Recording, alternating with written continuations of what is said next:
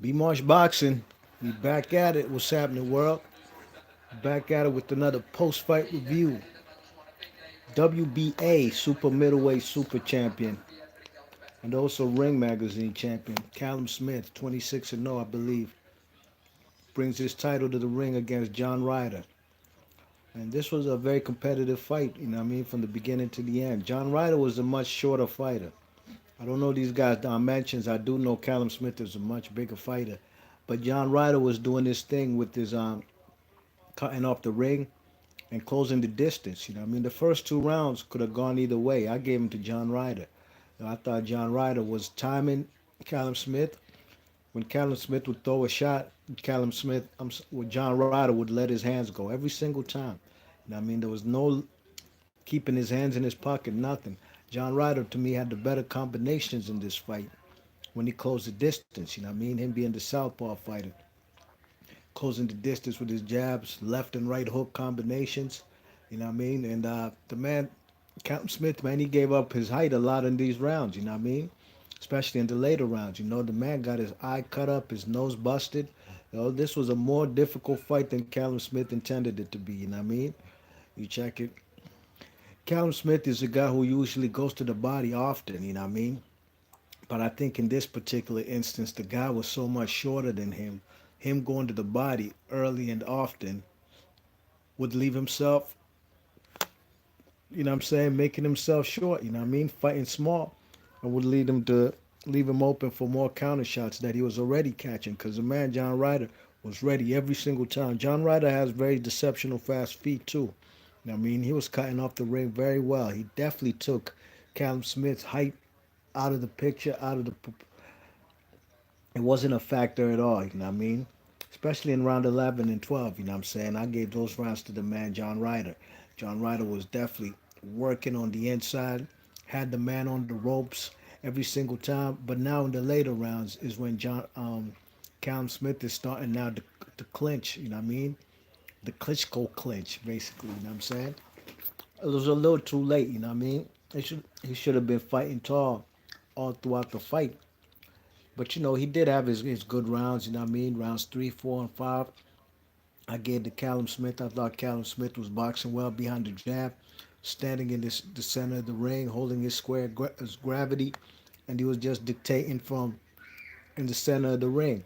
It's when the man Callum Smith now, I'm sorry, John Ryder's cutting off the ring and closing the distance. That's what was giving the man problems, you know what I mean? So in this particular fight, the judges gave it a unanimous decision. I saw it personally. I had this fighter draw on my scorecard. You know what I mean? Now the first two rounds were swing rounds. They could have gone either way. So I'm not mad at you if you have the fight 7-5 in favor of Callum Smith. You might even have it 7-5 for Ryder, but I more see a draw in favor of Ryder. You know what I mean? I thought Callum Smith. I thought the scorecards were pretty wide. One judge had it 9-3. Two judges had it 8-4. You know, I thought Callum Smith John Ryder had was the landed the more significant punches. You know what I mean? Nobody was really wobbled in this fight, but the person who to me got the most damage in this fight was the man Callum Smith. You know what I mean? Callum Smith got his nose busted up and his eye was bleeding from, especially in round 11. Man, the joint was leaking. You know what I mean? His right eye was covered in blood.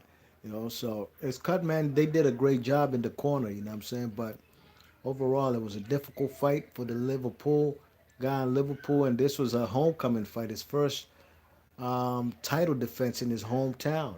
But it didn't really go out the way I'm sure he wanted to. I'm sure he's pretty happy he got the W. But overall, I thought this fight was a draw. We got Alejandro Rivero Jr. What's happening, man? He's in the chat. He says Smith better stay away from Canelo. I feel you on that, man. You know, the body shots, because especially being Canelo is a shorter dimension guy, just like John Ryder. You know what I mean? And he's a more devastating body puncher. It might end up like the, what's his name fight? Like the Rocky Feldon versus Canoli fight, straight up. Cass says, Ryder easily won. Hey, I'm not mad at you, man. What's your scorecard? How many rounds you give to Ryder? Main Boxing Biker says, what going to be Marsh? What the deal? Main Boxing Biker, what's happening, man? Ring Boxing Biker says, watch Canoli go chase the Smith fight now. Yeah, well, that's a fight Smith wants. That's a fight that is very makeable over there on the zone, you know. And if Canoli actually can beat Smith, then I would really actually consider him a four different division champion because Callum Smith is the super champ and the Ring Magazine champ. You know what I mean? So you see, this John Ryder guy, I've seen him fight before. I believe with Rocky Felding. Matter of fact, they had a split decision fight. You know what I mean? He lost a split decision, but he came to fight tonight. You know what I mean? The man round four, especially round four. I like how the man John Ryder was just digging to the body and throwing right hooks to the head. But Callum Smith would fight also. He'd start digging to the body and start throwing short left and right hooks too. You know what I mean?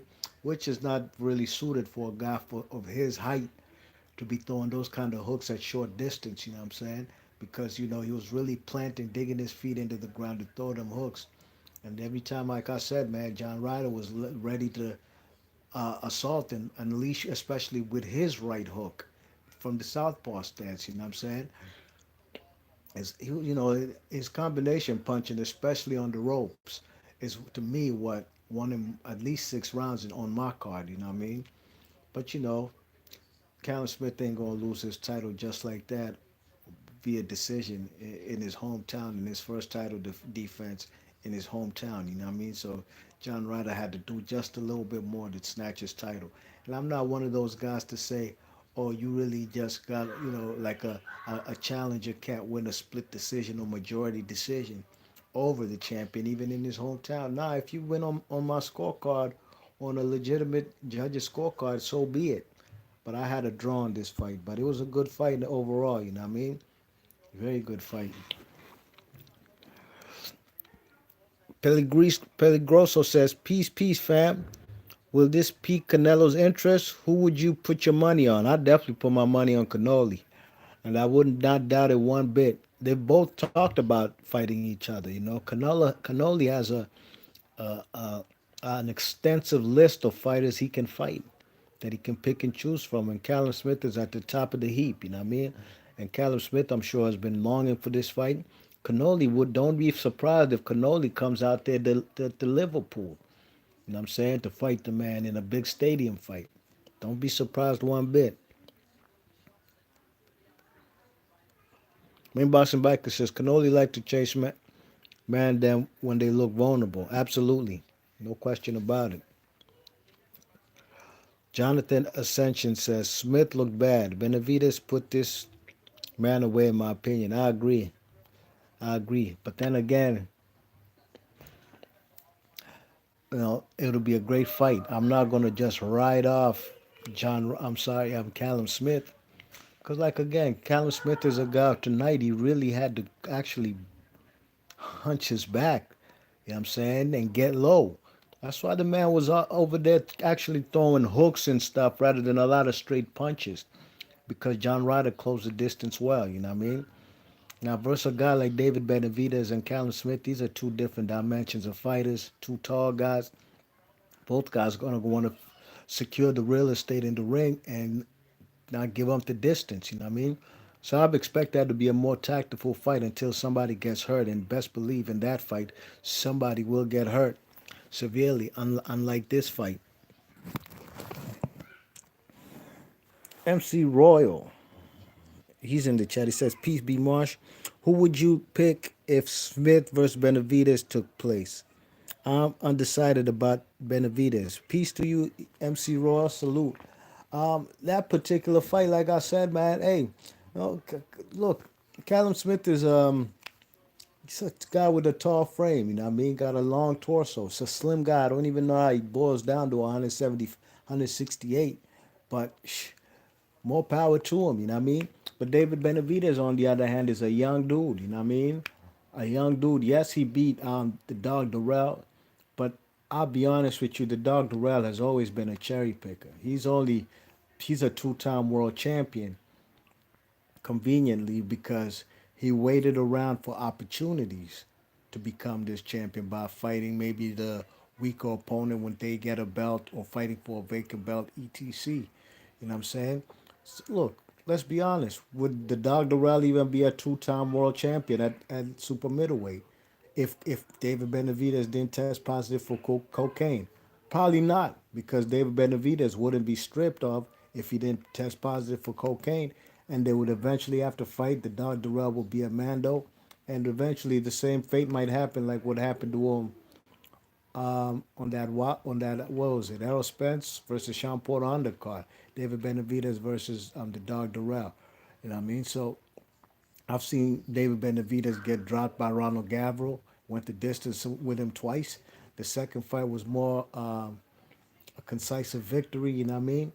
But I think it'll be a great fight. But I'd lean towards David Benavidez. You know what I mean? Really and truly, I'd lean towards the super middleweights in the United States right now over the super middleweights in the UK, with the UK having two champions, was with Callum Smith with the WBA and and Billy Joe Saunders with the WBO. Billy Joe Saunders, straight off the fact that he fights a bunch of nobodies, has ducked a lot of people at 160, ain't fighting tough tier opposition at 168, hasn't unified with Callum Smith, which I would favor Callum Smith. And, preferably a fight that's 50-50 for me right now. I'd say is more Callum Smith versus Caleb Plant. You know what I mean? That's a 50-50 fight. And also maybe Billy Joe Saunders versus Caleb Plant is a 50-50. You know what I mean? Because I do consider the two best in super middleweight, the two best in the world, Callum Smith and David Benavidez. So hopefully that fight could happen sooner than later. You know what I mean? Billy Grigio said, "Can Charlo step up to 168 and beat Smith?"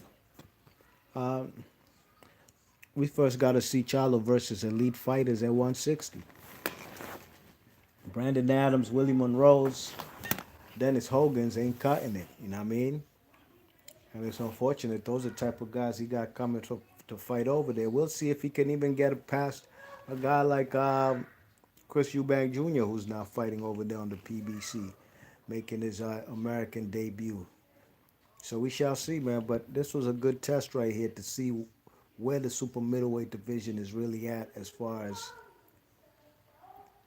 the so-called best, because Callum Smith has already been rated the champion by Ring Magazine. You know what I mean? Not the lineal champion, because historically, any man who holds the IBF belt is the lineal champion. You know what I mean? Yeah. I believe it was a Chinese guy. I think it was Inchu Bayak, if I'm not mistaken. It was a Chinese guy or Korean guy who was the first super middleweight champion. You know what I mean? So whoever holds the WBC title, I'm sorry, the IBF title, he's the real lineal champion. You know what I mean? So they consider the man Callum Smith to be the number one guy. You know what I mean? But that's the Ring magazine, and I'll be I'll be honest with y'all. The Ring magazine has been biased, especially biased against PBC fighters. You know what I mean? So the only way to really find out right now who's the best of the best at 168 is if hopefully these guys could do um, um, what you call it, like a kind of tournament. You know what I mean? A kind of mini tournament. Maybe Callum Smith fights Billy Joe Saunders, and Caleb Plant fights the man David Benavidez, and the winners of those two fights fight each other.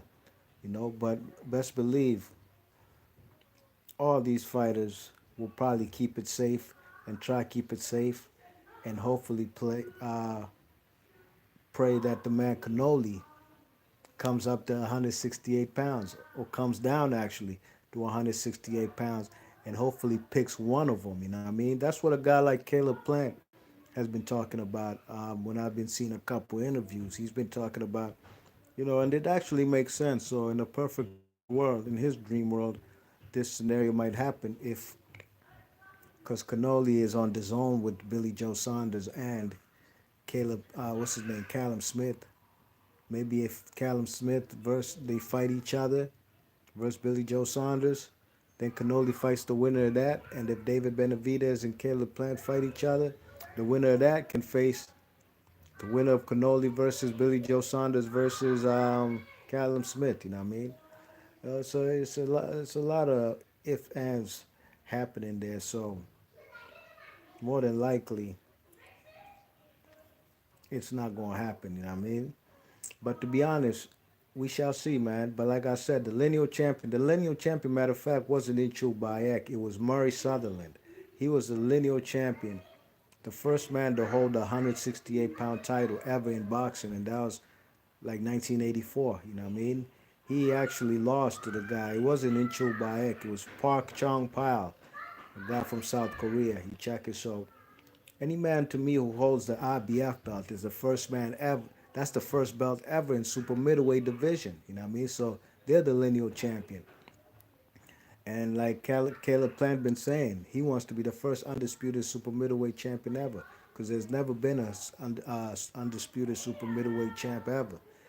Andre Ward, to me, is the greatest super middleweight of all time. And he had, I think he had at least two belts, right? WBC and WBA. Maybe he had a WBO if I'm not mistaken, but those times I remember the IBF belt when Ward was in the Super 6 series. The IBF belt was held by Lucien Bute, and the WBO belt was held by guys like what's his name? That guy Robert Stieglitz, the guy from Germany, who kept interchanging that title with Arthur Abraham like at least 3 or 4 times they fought. You know. So Robert Stieglitz was a WBO champ. So nobody's been undisputed. You know what I mean? So we shall see. We shall see. Jonathan Ascension says Canelo versus Smith in Liverpool early 2020. Make it happen, her. That would be great for boxing. That would be electric over there in England. Canelo's debut in England. You know, I don't know how many Mexicans are in Europe, period, or even in England. I don't know. I know there's a whole lot of them in USA.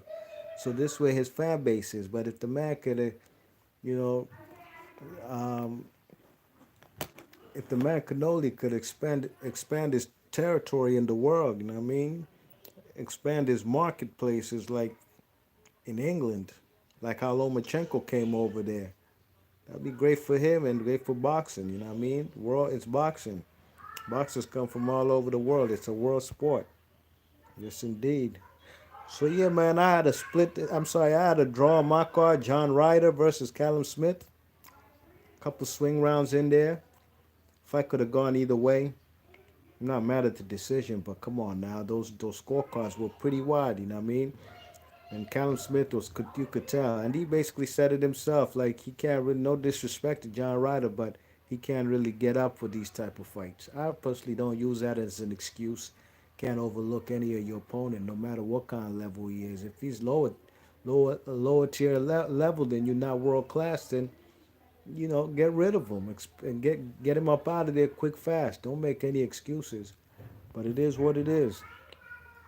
Jonathan Ascension says, "Who you think is the top dog at 168?" I got two guys who I think is top dog: David Benavidez and Callum Smith. Caleb Plant could be the truth too, but hey, all these guys got to fight each other. You know what I mean?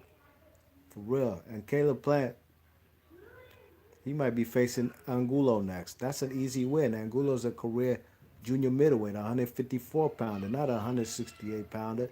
He wasn't supposed to win that fight versus Kid Chocolate, you know what I mean? But props to Angulo.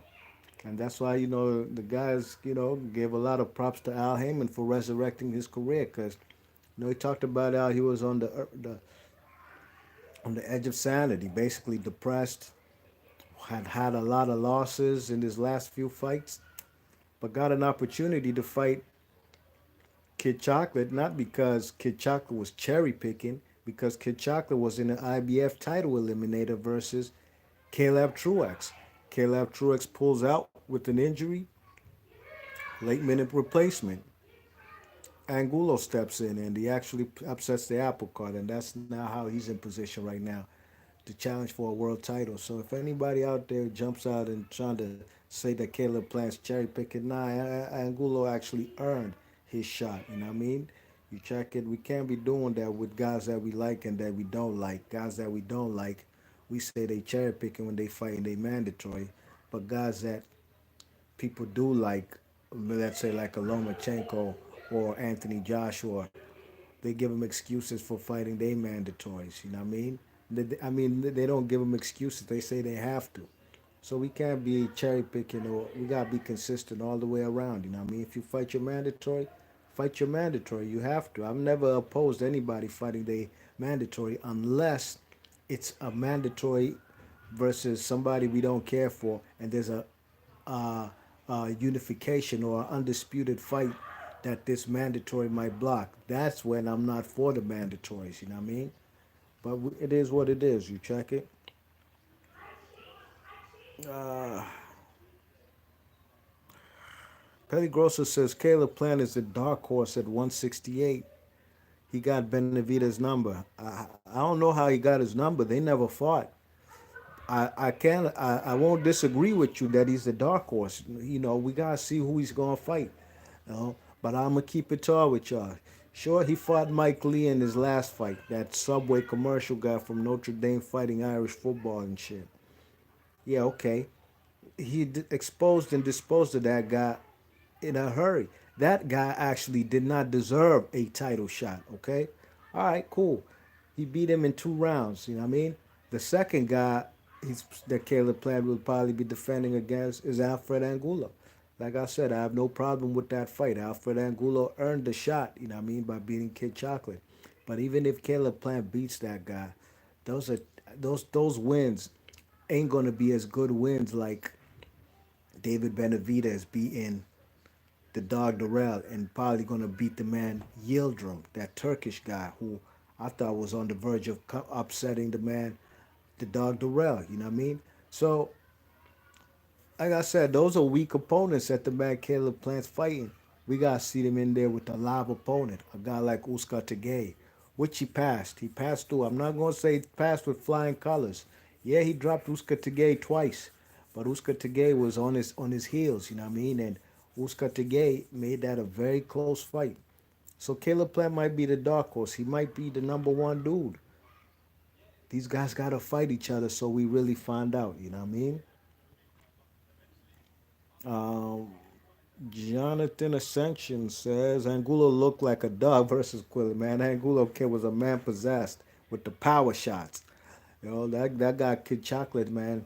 You know, Kid Chocolate, I've always been suspect about his whiskers, you know what I mean? And Alfred Angulo tested those whiskers, you know what I mean? Can this guy take a punch after punch after punch? And he actually couldn't. He couldn't. He started to wither. And he's actually the bigger guy. Yeah, Kid Chocolate came from 160 to 168, but Kid Chocolate was a big 160 dude. You know what I mean? So the transition to 168 was seamless, you know what I mean?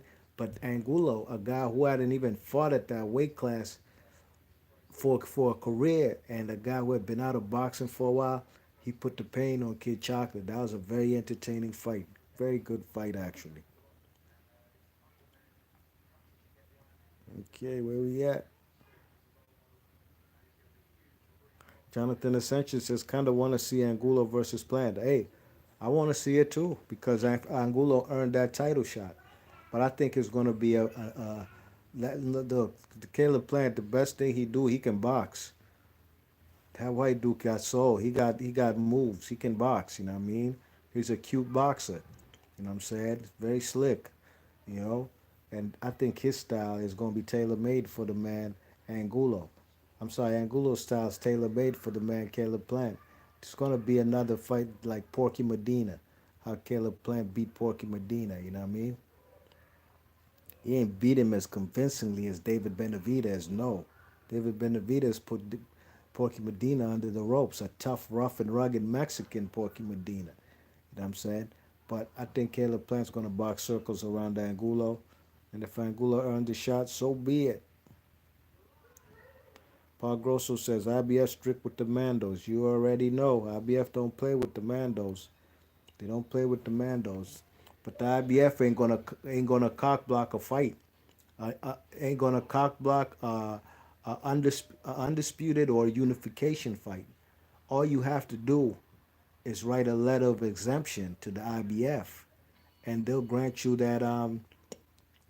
Look, man, if the IBF has made concessions for guys like, especially for Eddie Hearn, when Adonis Stevenson was what's his name was what's his name's man though, Carl Froch, and Carl Froch was ducking him, and the guy Adonis Stevenson kept fighting in IBF eliminators, and Froch still don't want to fight the guy.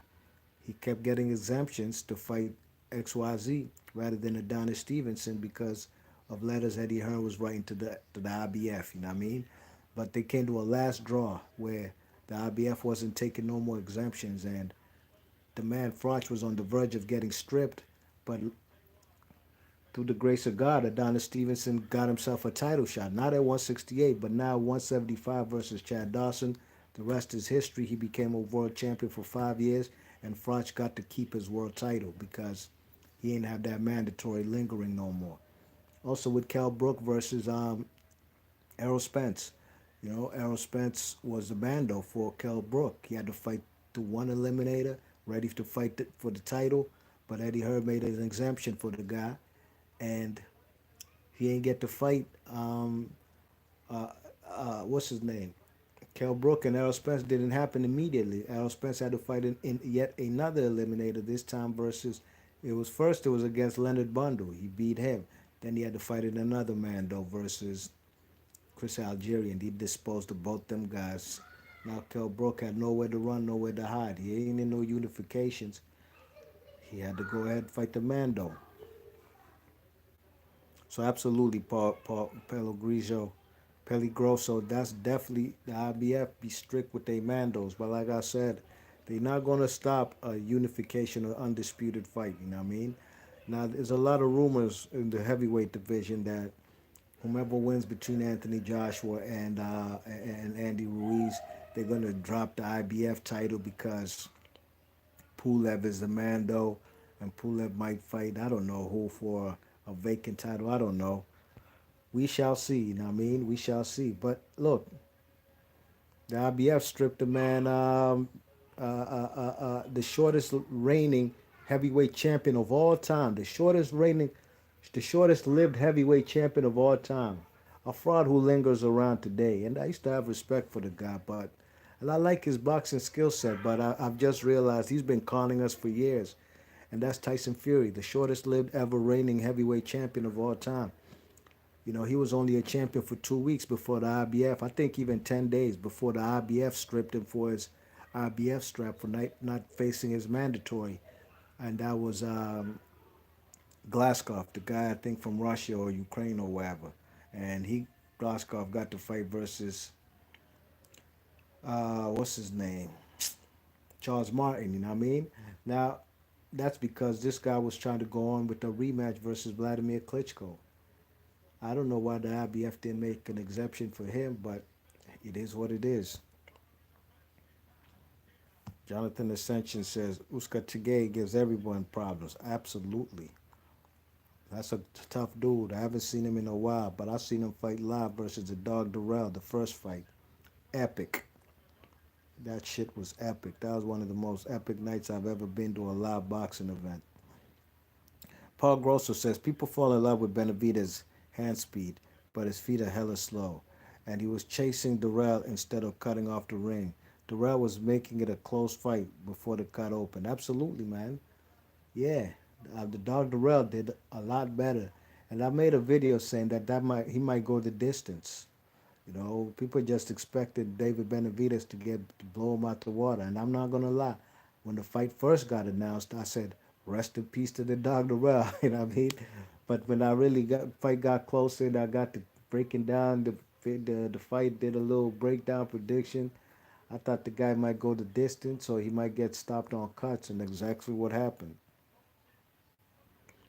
Paul Pellegrini says Plant will spin David around in circles. We shall see. You know, David Benavidez is a big boy. It's a big kid. You know what I mean? But I agree with you. His feet are slow. Yeah, Jonathan Ascension says, "Who you got tonight, Wilder or Ortiz?" I got Wilder by stoppage, probably around the seventh round. Paul Grosser says, "Speculation is Heyman trying to maneuver Adam Kanaki versus Pulev for vacant IBF. So if Adam wins, the heavyweight IBF is under PBC banner. Hey, I like that fight. And if Adam Kownacki is one of the high ranking fighters in the IBF, I wouldn't be mad seeing that at all. But there'll be a conflict of which network will it be on?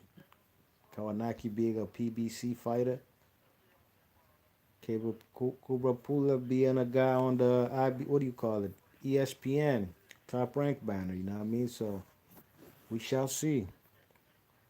But B Marsh Boxing about to seal the deal on this video. Big ups to everybody who came through. I salute all y'all for coming through, participating in the chat. Very good fight we caught at super middleweight. Gave us a lot of this stuff to discuss today about the super middleweights on the planet. All we're asking as boxing fans is, when will we have a unification? We've had plenty of unifications for 2019. Don't get it twisted. 2019 ain't been a bad year in boxing. I'll definitely do a recap before the year ends, sometime in December.